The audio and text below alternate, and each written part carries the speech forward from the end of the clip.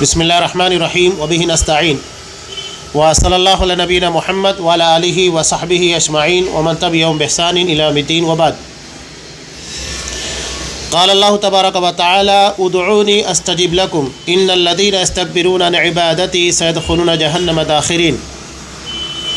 व अन नुअमान इब्न बशीर रज़ियल्लाहु तआला अन्हुमा क़ाल समिअतु नबिय्य सल्लल्लाहु अलैहि वसल्लम यक़ूल अद्दुआ हुवल इबादा सुम्मा क़रा व क़ाल रब्बुकुम उदऊनी अस्तजिब लकुम इन्नल लज़ीना यस्तकबिरून अन इबादती सयदखुलून जहन्नम दाखिरीन। रवाहु तिर्मिज़ी। तमाम किस्मों की तारीफ़ात अल्लाह रब्बुल आलमीन वहदहु ला शरीक के लिए लायक व ज़ेबा है, जो सारी कायनात का तन्हा खालिक व मालिक है। और बेशुमार दरूद व सलाम हो अल्लाह के आखिरी नबी जनाब करीम मुहम्मद रसूलुल्लाह सल्लल्लाहु अलैहि वसल्लम की दात मुक़द्दसा पर। मोहतरम सामीन, इससे क़ब्ल जो दुरूस फ़िक़्ह दुआ के ताल्लुक़ से गुज़रे हैं, इनमें तमहीदी तौर पर दुआ की अहमियत, फ़ज़ीलत और उसके कुछ आदाब का तज़किरा हुआ। अब इंशाअल्लाह यहाँ से दुआ के मुतालिक तफसीली बयान शुरू हो रहा है। यहाँ एक अहम बाब साहिब किताब ने बांधा है कि दुआ और ज़िक्र में अफजल क्या है। दो अलग अलग चीज़ें हैं, एक है दुआ और दूसरे है ज़िक्र। इन दोनों में कौन सी चीज़ अफजल है, उस बारे में यहाँ उन्होंने तफसीली तौर पर सारी चीज़ों को बयान किया है। सबसे पहले इन्होंने दुआ के फ़ज़ाइल अहादीस की रोशनी में जो इससे पहले गुज़र चुके हैं, ज़िम्नन यहाँ पर एक मरतबा और उन चीज़ों का इयादा किया जा रहा है।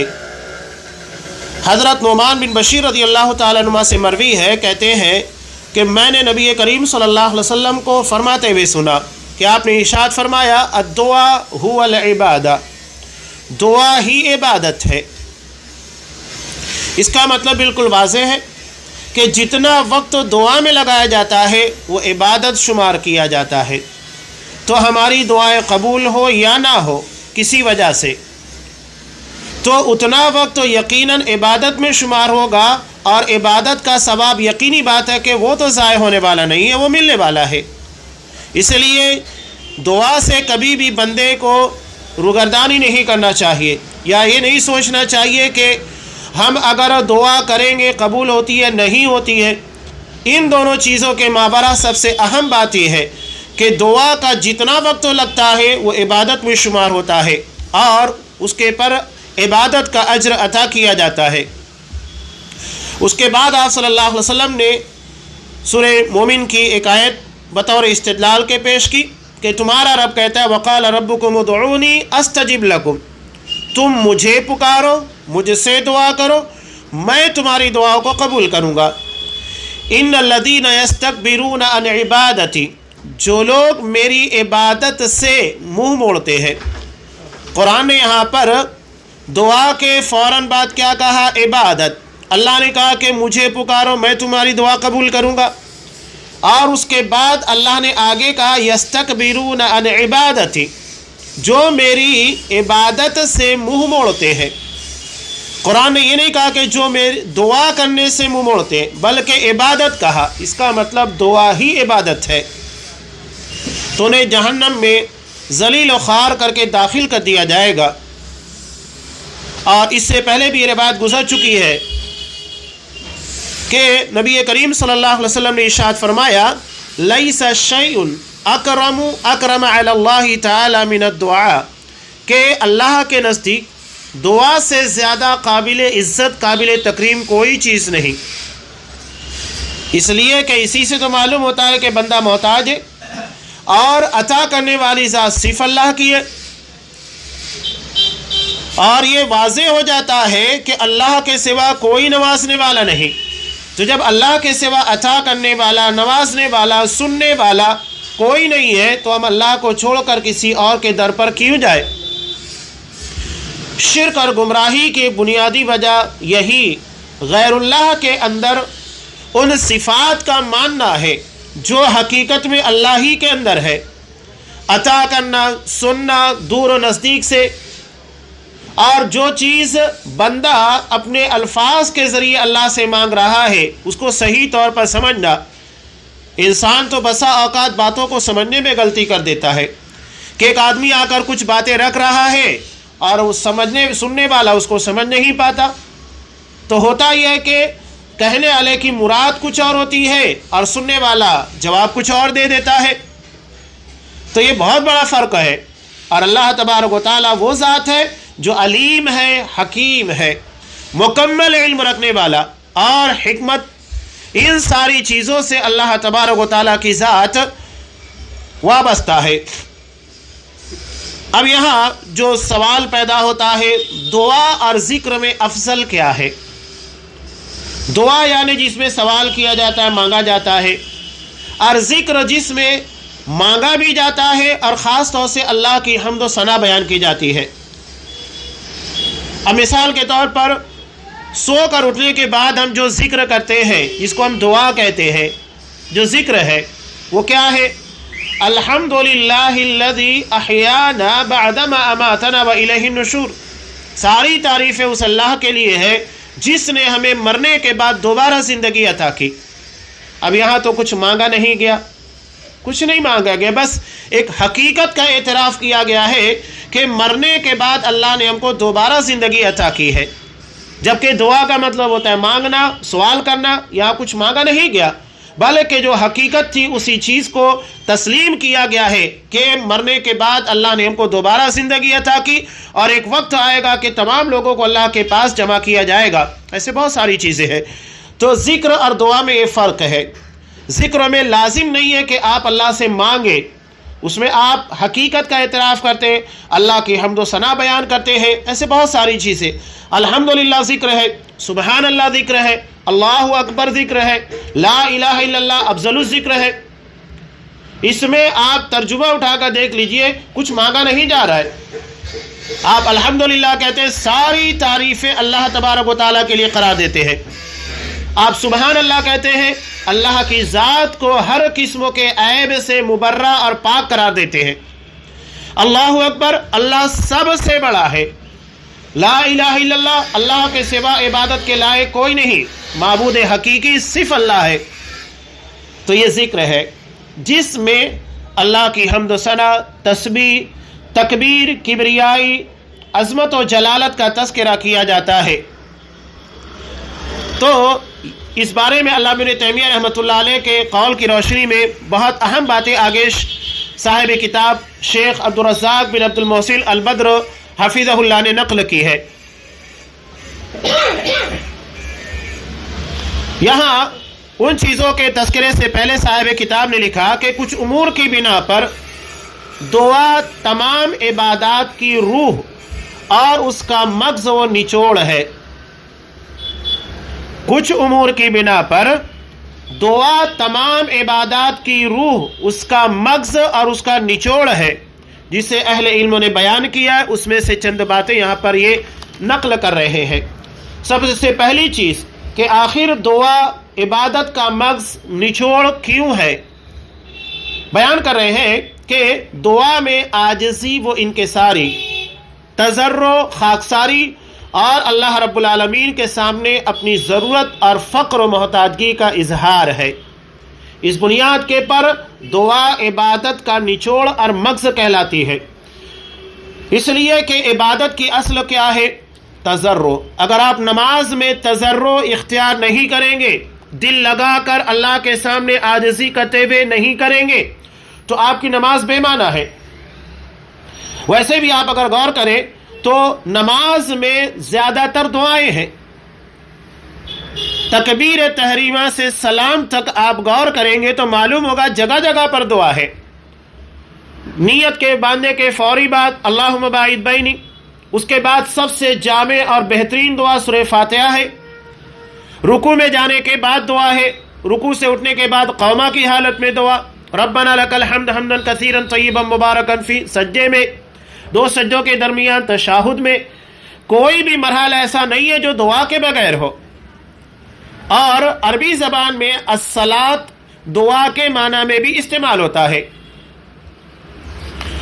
تو یہ دعا کی اہمیت اور افادیت کو بتاتی ہے کہ آخر کیوں دعا کو عبادت کا مقصد قرار دیا گیا، اس کا نچوڑ قرار دیا گیا، اس لیے کہ اس میں عاجزی پائی جاتی ہے، انکساری پائی جاتی ہے، تضرع خاکساری، اللہ کے سامنے اپنی ضرورت اور محتاجگی کا اظہار ہے جو اللہ کو بہت پسند ہے۔ اس نے خود ہی بیان کیا، یا ایھا الناس انتم الفقراء الی اللہ، کہ لوگوں تم سب کے سب اللہ کے محتاج ہو۔ بتانے کا مقصد یہ ہے کہ اللہ کے علاوہ جو بھی ہے سب محتاج ہے، تو جب سب محتاج ہیں تو اللہ کو چھوڑ کر کسی بھی غیر اللہ کے در کے پر جا کر حاجت روائی، مشکل کشائی کے لیے آپ قطعاً وہاں فریاد نہ کریں، یا وہاں جانے کے بعد آپ اپنی فریاد درج نہ کرائیں، یا اس کے بارے میں عقیدہ نہ رکھیں کہ کوئی اللہ کے علاوہ بھی ہماری بگڑی بنا سکتا ہے، ہماری دعائیں سن سکتا ہے، یا ہماری مشکلات کو دور کر سکتا ہے۔ آپ غیروں کی بات چھوڑ دیجئے جو کھلا کھلا شرک کر رہے ہیں۔ ابھی آپ نے ایک ویڈیو نہیں دیکھا ہوگا، خاص طور سے افریقہ کے قبائل میں جو اپنے ہاتھوں سے لکڑیوں کے، پتھروں کے اور دیگر چیزوں کے بت تراشتے ہیں، اللہ تبارک و تعالیٰ نے ایک مومن بندے کے ذریعے ان لوگوں کی اصلاح کی، اور انہوں نے اکٹھا پورے قبیلے والوں نے اسلام کو قبول کیا، کلمہ توحید کو پڑھا، اور اتنا ہی نہیں، جن معبودوں کو انہوں نے اپنے ہاتھوں سے تراشا تھا، لکڑی کے تھے، پتھر کے تھے، مختلف قسم کے بنائے ہوئے تھے، ساری چیزوں کو ایک میدان میں لا کر جمع کیا، اپنے ہاتھوں سے اسے توڑا، توڑنے کے بعد جلا کر راکھ کر دیا، اس کے بعد کلمہ پڑھا۔ یہ بہت بڑی بات ہے۔ تو یہ تو لکڑی کے بت تھے جسے کاٹ پیٹ کر ختم کر دیا گیا۔ آج ہمارے یہاں ایسے بت ہیں جو ذہن و دماغ میں، فکر میں بسے ہوئے ہیں۔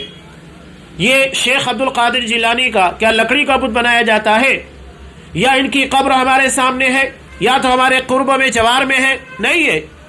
لیکن اس کے باوجود آپ دیکھیے سارا کے سارا کھڑا انہی کے نام کے پر رچا گیا ہے اور اسی کے پر بسایا گیا ہے۔ وہ ہم سے ہزاروں کلومیٹر دور مدفون ہے بغداد کے اندر،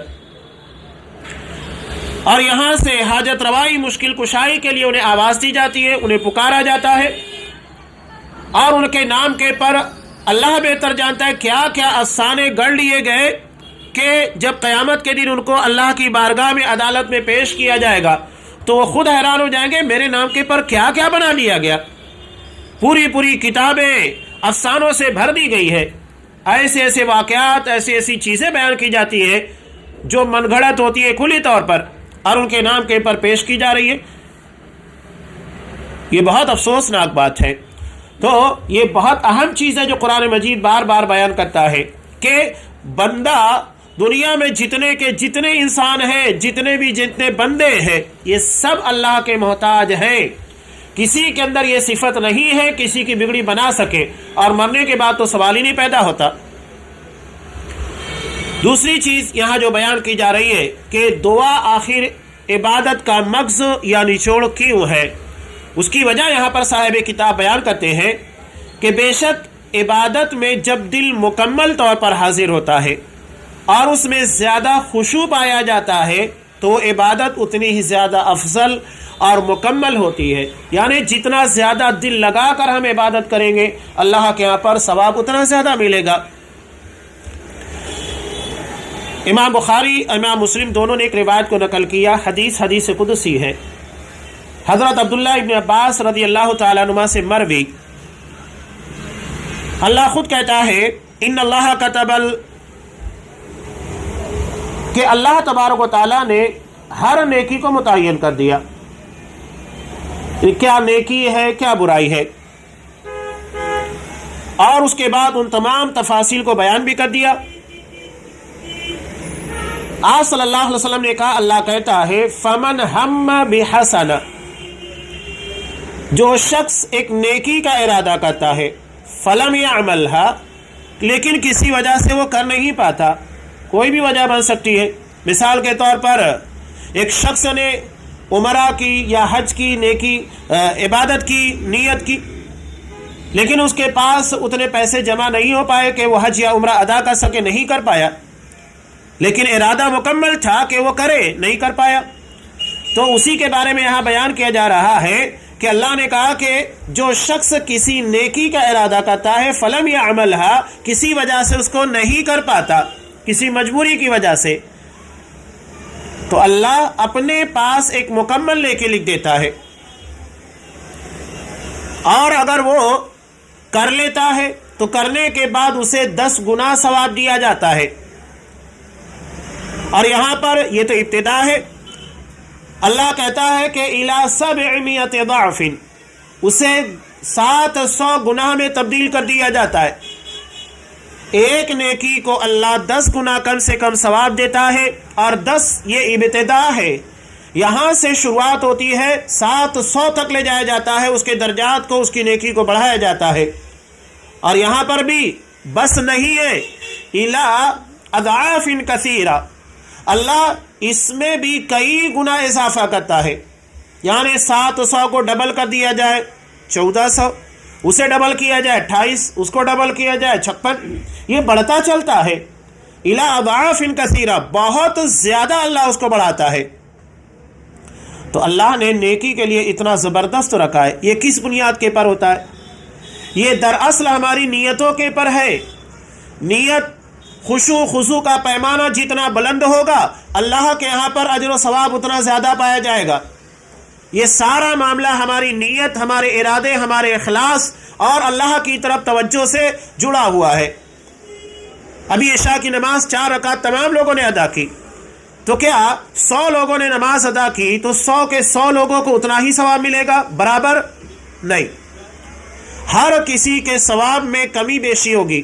جو جتنا دل لگا کر نماز پڑھے گا، جتنا اللہ کی طرف توجہ دے کر اور جتنا خشوع کے ساتھ پڑھے گا، اس کا اجر اتنا زیادہ اللہ کے یہاں پر ہوگا۔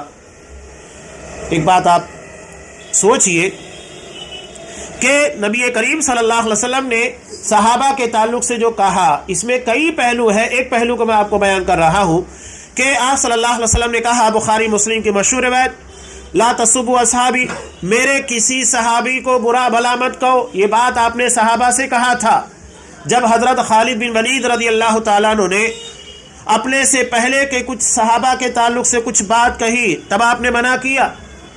یعنی جب صحابہ کو ہی اجازت نہیں ہے کہ صحابہ کے بارے میں کچھ کہیں، تو بعد والوں کو اس بات کی کہاں سے اجازت مل سکتی ہے؟ اس کے بعد آپ نے جو کہا کہ فَلَوْ أَنَّ أَحَدَكُمْ أَنفَقَ مِثْلَ أُحُدٍ ذَهَبَ، اگر تم میں کا کوئی شخص احد پہاڑ کے برابر سونا خرچ کر دے، ناممکن ہے، لیکن بالفرض اگر ایسا ہو بھی جائے تو آپ صلی اللہ علیہ وسلم نے کیا کہا، ما بلغ مد احدہم ولا نصیفہ، وہ میرے کسی صحابی کے 1 مد یا آدھے مد کی برابری نہیں کر سکتا۔ مد عربی زبان میں عام آدمی جو ہوتا ہے، اس کے دونوں ہاتھوں کو ملانے کے بعد اس مٹھی کے اندر جتنا آتا ہے اسے 1 مد کہا جاتا ہے، یعنی اتنا یا اس کے آدھا، بہت ہوا 700 گرام کے آس پاس چیزیں ہوتی ہیں، ایک پیمانہ ہے، اور انہی 4 مد کو ملانے کے بعد 1 سا بنتا ہے جو تقریباً 2.5 کلو کا ہوتا ہے۔ تو آپ صلی اللہ علیہ وسلم نے کہا کہ 700 یا 700 کے آدھا 350 گرام اس کی برابری نہیں کر سکتا۔ کیوں نہیں کر سکتا؟ ایک طرف احد پہاڑ جو کہ سونے کا تبدیل ہو جائے، اسے اللہ کی راہ میں خرچ کیا جائے، اور دوسری طرف 1 مد یا آدھا مد ہے، 700 یا 350 گرام، آپ گیہوں پکڑ لیجئے، جو پکڑ لیجئے، کوئی بھی، یا کھجور، جو بھی چیز ہے جو اتنی مقدار کے اندر اللہ کی راہ میں دی جا رہی ہے، دونوں کی برابری نہیں۔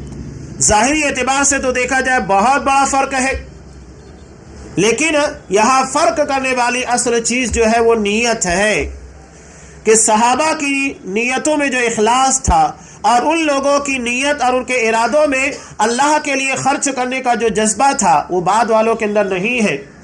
انہیں کے اخلاص اور آج کے مسلمانوں کے اخلاص کے درمیان بہت بڑا فرق ہے، اس لیے اجر میں بھی بہت بڑا فرق ہے۔ اور دوسری بات اس سے یہ بھی معلوم ہوتی ہے کہ حالات کے تقاضے بھی جدا جدا ہوتے ہیں۔ اس وقت خرچ کرنے کی جو اہمیت تھی وہ آج نہیں ہے، اس لیے کہ آج مسلمان کروڑوں کی تعداد میں پوری دنیا کے اندر موجود ہے، اس وقت تو ہزاروں کی تعداد میں بھی نہیں تھے۔ تو اس وقت جو صحابہ نے اپنا مال خرچ کیا ہے، جب انکار کرنے والے اسلام کے دشمن زیادہ ہیں، نبی کے ختم کرنے کی پلاننگ کرنے والے، اسلام کو مٹانے والے زیادہ ہیں، ایسے میں اسلام کی، آپ صلی اللہ علیہ وسلم کی تائید اور حمایت اپنی جان کو ہتھیلی پہ رکھنے کے برابر تھا، تو وہاں جو بھی خرچ کیا گیا اس کی اہمیت بالکل جدا ہوتی ہے۔ تو یہ فرق ہے دعا کا، کہ دعا میں مکمل طور پر دل حاضر ہوتا ہے اور اس میں زیادہ خشوع پایا جاتا ہے، تو وہ عبادت اتنی زیادہ افضل اور مکمل ہوتی ہے۔ اور دعا اس مقصد کے حصول کے لیے سب سے بہترین عبادت ہے، اس لیے کہ بندے کی ضرورت اور محتاجی اسے خشوع خضوع اور دل کی حاضری پر ابھارتی ہے۔ آپ نے بہت سارے لوگوں کو دیکھا ہوگا کہ وہ دعا کرتے ہوئے رو دیتے ہیں، اکثر ہوتا ہے۔ آپ حرم میں دیکھیے دعائیں مانگی جاتی ہیں، رو دیتے ہیں، جب کہ یہ چیز آپ کو دیگر عبادتوں میں نہیں ملتی۔ کوئی شخص قربانی کرتے ہوئے نہیں روتا ہے، روزہ رکھتے ہوئے نہیں روتا ہے، نماز پڑھتے ہوئے بائی چانس ایسا ہوتا ہے کہ کوئی شخص رو دے۔ عام عبادتوں میں یہ چیز نہیں پائی جاتی، لیکن دعا ایک ایسی عبادت ہے کہ انسان نہیں روتا ہے تو کم سے کم اپنی محتاجگی، اپنی زندگی کی پریشانیوں کی وجہ سے وہ اپنی کیفیت ایسی بنا لیتا ہے کہ وہ رونے کے قریب پہنچ جاتا ہے۔ تو یہ خاص چیز جو پائی جاتی ہے صرف دعا کے اندر ہے، اسی لیے اس عبادت کو عبادتوں کا مغز اور نچوڑ قرار دیا گیا ہے۔ تیسری بات یہاں پر جو بیان کی جا رہی ہے کہ دعا میں اللہ کی ذات پر توکل اور بھروسہ ہوتا ہے اور اسی سے مدد طلب کی جاتی ہے۔ یہی تو سورہ فاتحہ کو بھی اہم بناتی ہے۔ سورہ فاتحہ میں ہم کیا کہتے ہیں؟ ایاک نعبد و ایاک نستعین، ہم تیری ہی عبادت کرتے ہیں اور تجھ ہی سے مدد طلب کرتے ہیں۔ تو عبادت اور استعانت یعنی بندگی اور اللہ سے مدد طلب کرنا دونوں ساتھ ساتھ ہے، اور حقیقت میں جو اللہ کا بندہ ہوگا وہ صرف اللہ ہی سے مدد مانگے گا، کسی اور سے مدد نہیں مانگے گا۔ تو یہ دونوں چیزیں لازم و ملزوم ہیں، یہاں تک کہ آپ صلی اللہ علیہ وسلم نے کہا کہ اگر تم میں سے کسی کے جوتے کا تسمہ ٹوٹ جائے تو وہ بھی اللہ ہی سے مانگے۔ یہ توکل ہے، اعتماد ہے، یقین ہے، اور یہ جتنا پختہ ہوگا اتنا زیادہ اللہ کی مدد، اللہ کی نصرت آئے گی۔ یہ اصل الاصول ہے، اعتماد، یقین اور توکل۔ اس کی کتنی مثالیں ہمیں ملتی ہیں۔ ہم اپنے بچوں کو چمن اسلام کے اندر ایک واقعہ بیان کرتے ہیں جنگ تبوک کا، بخاری کے اندر پوری تفصیل کے ساتھ اس واقعے کو بیان کیا گیا ہے کہ آپ صلی اللہ علیہ وسلم جنگ تبوک سے واپسی کے موقع پر صحابہ قیلولہ کرنے کے لیے الگ الگ درختوں کے نیچے چلے گئے۔ آپ صلی اللہ علیہ وسلم بھی ایک درخت کے نیچے آرام فرما تھے۔ ایک دیہاتی شخص آیا اور آپ کی تلوار اٹھا کر آپ کے پر تان دیا، قریب تھا کہ جان لے لیتا۔ آپ صلی اللہ علیہ وسلم کی آنکھ کھلی، بیدار ہو گئے۔ تو اس دیہاتی نے آپ سے کیا سوال کیا؟ میں یمنعک منی، کہ مجھ سے تمہیں کون بچائے گا؟ تب آپ صلی اللہ علیہ وسلم نے کیا کہا تھا؟ اللہ۔ اللہ کی ذات کے پر یہ صرف جواب نہیں تھا، یہ توکل تھا، یقین تھا، بھروسہ تھا، صرف زبان سے نکلا ہوا ایک لفظ نہیں تھا، بلکہ اعتقاد اور یقین کی انتہا تھی جو آپ صلی اللہ علیہ وسلم نے کہی اور بیان کی، اور وہی ہوا۔ جیسا اللہ کے پر یقین تھا اللہ نے ویسا ہی کیا۔ آپ صلی اللہ علیہ وسلم نے دوسری جگہ کیا کہا کہ اللہ بندے کے گمان کے قریب ہوتا ہے، ہم اللہ کے بارے میں جیسا سوچیں گے اللہ ویسا ہی ہمارے ساتھ کرے گا۔ تو کبھی اللہ کے بارے میں برا نہیں سوچنا چاہیے۔ یہاں ابھی آپ دیکھیں کہ موسم ہے، موسم ایسا بنا ہوا ہے کہ اکثر و بیشتر گھر میں لوگ بیمار پڑے ہوئے ہیں، سردی کھانسی اور بہت سارے وائرل، اکثر و بیشتر، اور یہ صرف ہمارے اپنے شہر کے اندر نہیں ہے بلکہ اکثر و بیشتر علاقوں میں یہی حالت بنی ہوئی ہے۔ انسان کئی دن مسلسل بیماریوں کا شکار ہے، اور یہ بولنے کی بیماری ہوتی ہے کہ سردی زکام ہے، لیکن انسان اسے جب ہوتی ہے تو اسے محسوس ہوتا ہے کہ اس میں کتنا درد اور کتنی تکلیف ہوتی ہے، راتوں کی نیندیں اچاٹ ہو جاتی ہے۔ یہاں لوگ موسم کو برا بھلا کہنا شروع کر دیتے، جبکہ اللہ ہی ان موسموں کو تبدیل کرتا ہے۔ یہ جو موسم بنا ہوا ہے، جو ہماری صحت کے پر اثر انداز ہو رہا ہے، یہ اللہ کی طرف سے۔ تو ہم اللہ کے بارے میں بدگماں نہ ہو، بلکہ بیماری بھی ہمارے لیے رحمت ہے۔ اللہ کے کسی فیصلے کے اندر برائی یا شر نہیں ہوتا، ہر فیصلہ خیر کے پر مبنی ہوتا ہے۔ تو یہاں بہت سارے لوگ موسم کو برا بلا کہتے، اللہ کے بارے میں بدگمان ہونے لگتے ہیں۔ تو ویسا ہی ہوگا۔ آپ صلی اللہ علیہ وسلم ایک صحابی کے پاس گئے جو بخار کی وجہ سے کافی پریشان تھے، وہ بخار کو گالی دینے لگ گئے، برا بلا کہنے لگے۔ آپ صلی اللہ علیہ وسلم نے کہا کہ نہیں، یہ بخار صرف ایک بیماری ہے، ایسے کوئی بھی بیماری ہو، کسی بیماری کو برا بلا نہیں کہنا چاہیے۔ آپ نے کہا کہ یہ گناہوں کی مغفرت اور تمہارے گناہوں کی بخشش کا ذریعہ بن جاتا ہے اگر اس کے پر صبر کیا جائے، برداشت کا مظاہرہ کیا جائے۔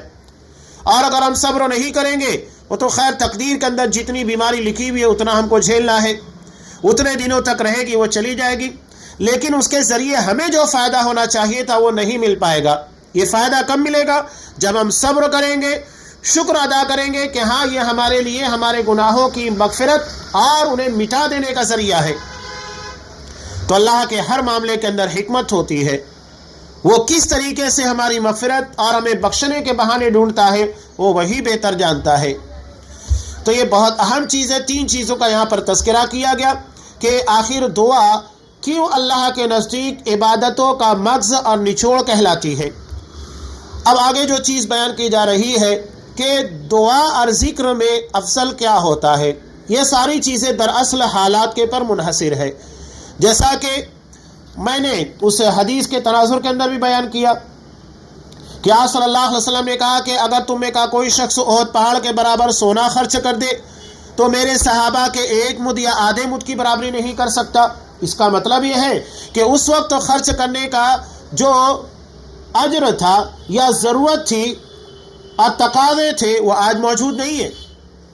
تو اس وقت جن لوگوں نے خرچ کیا ان کو بہت زیادہ اجر ملے گا، اور آج خرچ کرنے والوں کو اتنا نہیں مل پائے گا، اس لیے کہ حالات اور تقاضے جدا ہو چکے ہیں۔ یہاں شیخ الاسلام ابن تیمیہ رحمۃ اللہ علیہ کی عبارت کے قول کی روشنی میں انہوں نے کئی اہم چیزوں کا فرق بیان کیا ہے کہ کب کن چیزوں کو اہمیت دی جائے گی، دعا کب افضل ہوگی اور کب ذکر افضل ہو جاتا ہے۔ یہ کہتے ہیں کہ علامہ ابن تیمیہ رحمۃ اللہ علیہ بیان فرماتے ہیں، پہلی چیز کہ بے شک عبادتوں میں بعض سے افضل ہونا یہ مختلف اعتبار سے ہوتا ہے، ہر اعتبار سے نہیں، الگ الگ اعتبار سے ہوتا ہے۔ کبھی کچھ عبادتیں بعض عبادتوں سے افضل ہوتی ہے، جیسا کہ تمام نماز قرأت و تلاوت سے افضل ہے، یعنی جتنی نمازیں ہم پڑھتے ہیں اس لیے کہ فرض ہے اور تلاوت کرنا فرض نہیں ہے، یہ ہمارے اپنے اختیار کے پر دیا گیا ہے کہ جتنا موقع ملے قرآن مجید کی اتنی تلاوت کی جائے۔ آپ اگر کسی دن تھوڑی بھی تلاوت کریں، کسی دن زیادہ کر لیں، آپ کے اختیار میں، کسی دن نہیں کر پائے کوئی مسئلہ نہیں ہے، لیکن نماز یہ کرنا ہی ہے۔ اس کا مطلب یہ ہے کہ نماز زیادہ افضل ہے یہ تلاوت سے، دیگر ذکر اذکار سے، اور قرأت و تلاوت ذکر اذکار سے افضل ہے۔ تو یہ فرق ہے الگ الگ، یعنی اس کا مطلب یہ ہوا کہ عبادتوں میں بھی دراصل فرق ہے، کوئی زیادہ بہتر ہے کوئی کم ہے، لیکن کرنا سبھی چیزوں کو ہے۔ اور آگے بیان کرتے ہیں کبھی کبھی عبادتوں میں افضلیت وقت کے اختلاف کی وجہ سے ہوتی ہے، جیسا کہ فجر اور عصر کی نماز کے بعد تلاوت قرآن مجید، ذکر اذکار اور دعا کرنا نماز پڑھنے اور دوسری عبادتوں سے افضل ہے۔ کب؟ فجر اور عصر کی نماز کے بعد۔ پہلے عمومی طور پر تو یہ بیان کیا گیا کہ قرآن کی تلاوت اور قرأت وغیرہ سے افضل نماز کا ادا کرنا ہے۔ اب یہاں وقت کے اعتبار سے دیکھا جائے تو وقت کی وجہ سے فرق ہو رہا ہے، ایک خاص وقتوں میں دیگر نمازوں سے بھی افضل ہو جاتا ہے قرآن مجید کی تلاوت کرنا، اور وہ وقت کون سا ہے؟ فجر اور عصر کی نماز کے بعد قرآن مجید کی تلاوت۔ افضلیت وقت کے اعتبار سے ہوتی ہے، جیسا اسی میں ایک اہم بات یہ بھی ہے کہ عقیقہ، نبی کریم صلی اللہ علیہ وسلم، ترمذی، ابو داؤد وغیرہ کی روایت ہے کہ 7ویں دن افضل ہے۔ ہر روایت کے اندر آپ کو 7ویں دن ہی عقیقہ کرنے کا تذکرہ ہے۔ ہاں، فقہا اور بعض مفتیان ضمن میں کہتے ہیں کہ کوئی شخص مجبوری کی وجہ سے 7ویں دن نہیں کر پایا تو جتنا جلد کر لے اتنا بہتر ہے، لیکن افضلیت وقت کے اعتبار سے کیا ہے؟ 7واں دن۔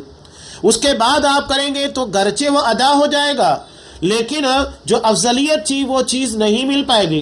اب یہاں پر ایک بات اور بھی دیکھیے، نماز میں ہی آپ صلی اللہ علیہ وسلم نے اول وقت میں نماز ادا کرنے کو اہمیت دی۔ اس کا مطلب یہ ہے کہ مثال کے طور پر 12 بجے سے لے کر 4 بجے تک، یہ ظہر کا وقت ہے 4 گھنٹہ، اب یہ 3 حصوں میں تقسیم ہوتا ہے۔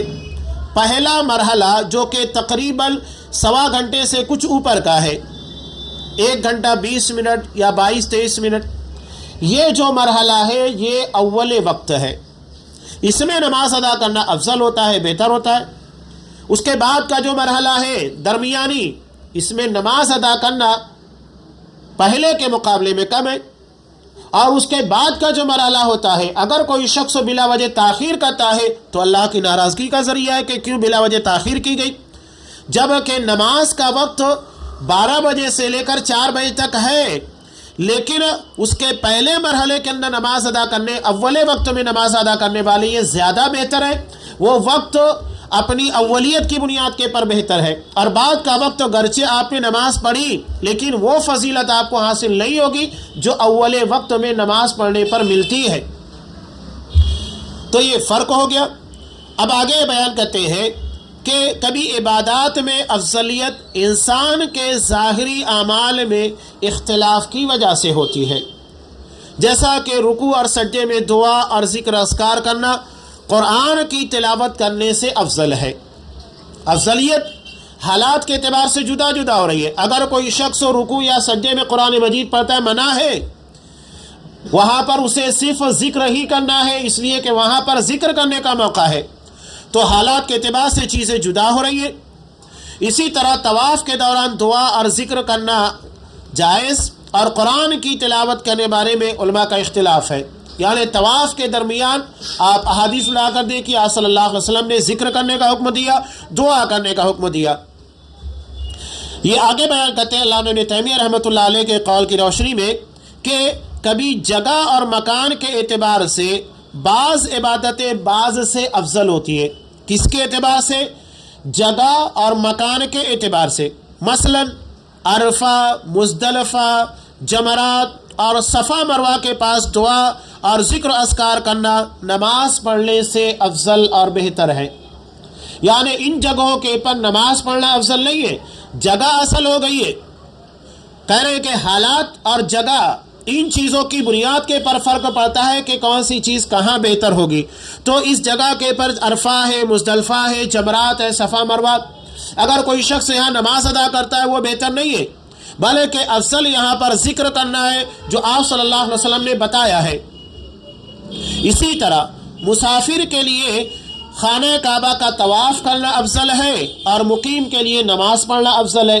اب یہاں کنڈیشن تبدیل ہو گئی، جگہ ایک ہی ہے، لیکن جو مقیم ہے اس کے لیے خانہ کعبہ کا طواف کرنے کے بجائے نماز پڑھنا بہتر ہے، اور جو مسافر ہے یعنی باہر سے آیا ہے عمرہ کرنے کے لیے، حج کی ادائیگی کے لیے، اس کا طواف کرنا بہتر ہے۔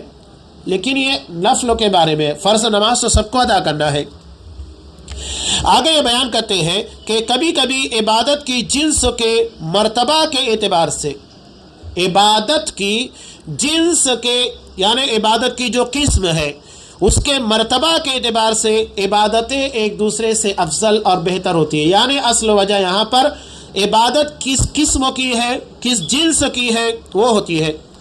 جیسا کہ مثال دی انہوں نے یہاں پر کہ آدمی کے لیے جہاد کرنا حج کرنے سے افضل ہے، آدمی کو جہاد کرنا حج ادا کرنے سے افضل ہے، جبکہ عورت کا جہاد کرنے کے مقابلے میں حج کرنا افضل ہے۔ دونوں کے درمیان فرق ہے۔ مردوں کے لیے جہاد افضل ہے حج کے مقابلے میں، اور عورتوں کے لیے حج ادا کرنا ہی ان کا جہاد ہے، انہیں جہاد کرنا افضل نہیں قرار دیا گیا۔ تو جنس یعنی قسموں کے اعتبار سے جدا جدا ہو گئے۔ اور آگے یہ بھی بیان کیا کہ شادی شدہ عورت کے لیے اپنے شوہر کی اطاعت و فرما برداری کرنا عورت کا اپنے والدین کی اطاعت و فرما برداری کرنے سے افضل ہے۔ فرق ہے مقام کے اعتبار سے، جنس کے اعتبار سے۔ یہ دراصل حالتوں کو دیکھنے کے بعد، صورتوں کو دیکھنے کے بعد، جگہ کو دیکھنے کے بعد طے کیا جائے گا کہ کون سی چیز کہاں پر بہتر ہے۔ آگے بیان کرتے ہیں، کبھی کبھی بندے کی قدرت اور عاجزی کے اعتبار سے بھی بعض عبادتیں بعض سے افضل ہوتی ہے۔ قدرت اور عاجزی یعنی اس کے کرنے کی طاقت ہے اور نہیں ہے، دونوں چیزیں۔ بندے کا اس عبادت کو انجام دینا افضل و بہتر ہے اس عبادت سے جس کو ادا کرنے سے وہ عاجز ہے، جس کی وہ قدرت نہیں رکھتا۔ مثال کے طور پر کئی مثالیں لی جا سکتی ہیں کہ ایک شخص حج ادا کرنا چاہتا ہے، عمرہ ادا کرنا چاہتا ہے، لیکن اس کے پاس پیسے نہیں ہیں، وہ خواہش رکھتا ہے، ابھی اس کے پر فرض بھی نہیں ہے لیکن وہ کوشش کر رہا ہے، تو اس کے لیے بہتر یہ ہے کہ وہ عبادتیں جو میسر ہیں، جو وہ کر سکتا ہے، جو اس کے پر واجب ہے، نماز ہے، روزہ ہے اور دیگر عبادتیں، قربانی، اسے ادا کرے، وہ اس کے لیے افضل ہوگی۔ حج افضل نہیں ہوگا اس لیے کہ ابھی اس کے پر فرض نہیں ہوا، اس کی طاقت نہیں ہے۔ یہ فرق ہوتا ہے۔ اور یہ بھی ہو سکتا ہے قدرت اور عجز، یعنی ایک چیز کو کرنے کی طاقت اور دوسرا نہیں ہونا، عاجزی۔ بہت سارے پیشنٹ ایسے بھی ہوتے ہیں، شوگر پیشنٹ کہہ لیجئے، ہارٹ اٹیک یا بہت ساری چیزوں کے، کہ وہ صاحب مال ہوتے ہیں، اللہ ان کو مال و دولت دیتا ہے، لیکن وہ روزہ نہیں رکھ پاتے۔ تو اب ان لوگوں کے لیے روزہ رکھنا افضل نہیں ہے، اس لیے کہ وہ اس کے رکھنے سے عاجز ہے۔ اب قدرت ان لوگوں کو کن چیز کی ہے؟ اللہ نے مال و دولت دیا ہے، تو وہ اپنی اس چیز کو صدقہ و خیرات کے ذریعے لوگوں کی مدد کر کے پورا کرنے کی کوشش کرے، یعنی جتنی طاقت ہے اسی اعتبار سے عبادت افضل ہوگی۔ جس چیز کی طاقت نہیں ہے وہ عبادت ہمارے لیے افضل نہیں ہے۔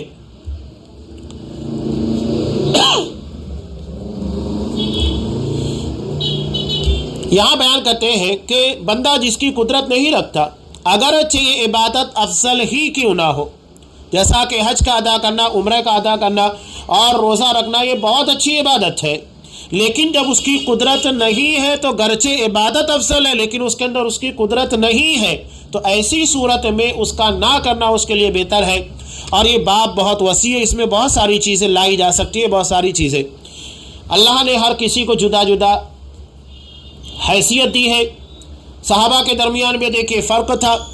مسلم کی روایت میں کہ وہ صحابہ جنہیں اللہ نے مال نہیں دیا تھا، انہوں نے آ کر آپ صلی اللہ علیہ وسلم سے شکایت بھی کی، کہا کہ اللہ کا رسول کہ جنہیں اللہ نے مال دیا ہے وہ ہمارے مقابلے میں آگے بڑھ گئے، جتنی عبادت ہم کرتے وہ بھی کرتے، لیکن مال کی بنیاد پر صدقہ و خیرات کر کے وہ آگے نکل گئے۔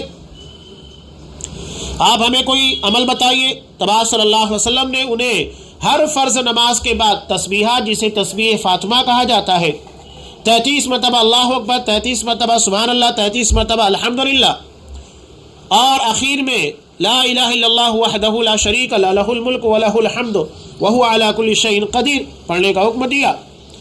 اب ہوا یوں کہ صاحب ثروت صحابہ کو بھی اس بات کا علم ہو گیا، وہ بھی اس کے پر عمل کرنے لگ گئے۔ اب پھر جو غریب اور نادار صحابہ تھے انہوں نے نبی کریم صلی اللہ علیہ وسلم کو اس بارے میں پھر شکایت کی۔ تب آپ صلی اللہ علیہ وسلم نے کہا کہ یہ تو اللہ کا فضل ہے، جسے چاہے عطا کرے۔ تو کوشش یہ کرنا چاہیے کہ اللہ نے ہم کو جس چیز کی توفیق اور قدرت دی ہے اسی اعتبار سے ہم زیادہ سے زیادہ کوشش کریں۔ اگر اللہ نے ہم کو صاحب مال نہیں بنایا ہے، مال کے ذریعے صدقہ و خیرات کر کے لوگوں کی مدد کر کے ہم اجر و ثواب نہیں کما سکتے، تو ہمیں کیا کرنا چاہیے؟ ذکر اذکار ہے، نماز ہے، روزے ہیں، دیگر عبادتیں جو ہم کر سکتے ہیں ان عبادتوں کو کر کے ہم اس باب میں آگے بڑھ سکتے ہیں۔ تو یہ بہت اہم چیز ہے۔ اب یہاں یہ آخر میں بیان کرتے ہیں اس سلسلے میں کہ ان باتوں سے واضح ہوتا ہے کہ بعض لوگوں کے لیے علم حاصل کرنا افضل ہے، تو بعض کے لیے جہاد کرنا افضل ہے، تو بعض لوگوں کے لیے نماز روزہ رکھنا افضل ہے، ہر کسی کے لیے جدا جدا ہے۔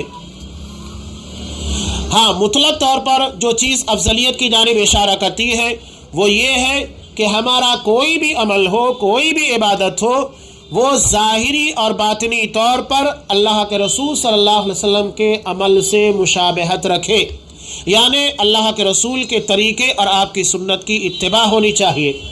یہ سب کے لیے مطلق ہے، عام ہے۔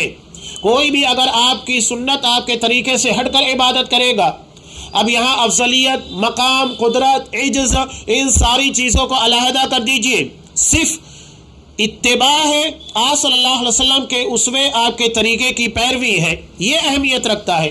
اگر یہ چیز نہیں پائی گئی تو کوئی عبادت اللہ کے یہاں پر اوپر کی جتنی چیزیں بیان کی گئی ہیں ان سب سے زیادہ اہمیت رکھنے والی چیز یہ ہے کہ اللہ کے رسول کی اتباع ہو اور آپ صلی اللہ علیہ وسلم کے طریقے کی پیروی کی جائے۔